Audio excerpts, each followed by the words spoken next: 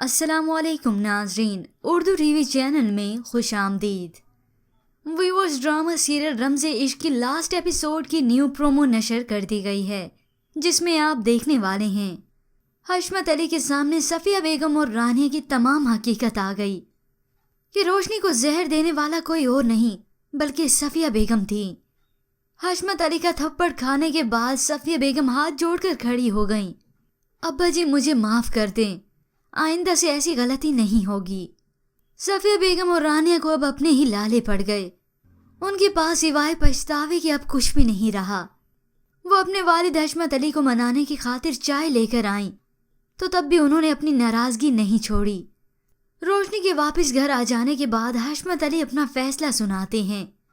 वो सब घर वालों के सामने रयान से कहते हैं, अगर तुम रानिया को साथ रखना चाहो तो तुम्हारी मर्जी है, लेकिन तुम इसके बरक्स कुछ चाहो तो भी तुम पे कोई पाबंदी नहीं।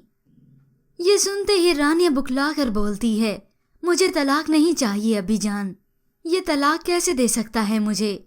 तो हशमत अली साहब जवाब में कहते हैं, इसका फैसला रयान करेगा। सफ़िया बेगम और रानिया का रो रो कर बुरा हाल है। दोनों की ना ही कोई इज्जत रही और ना ही कोई मकाम, क्योंकि अब की बार तो सफ़िया बेगम और रानिया ने इंतहा ही कर दी।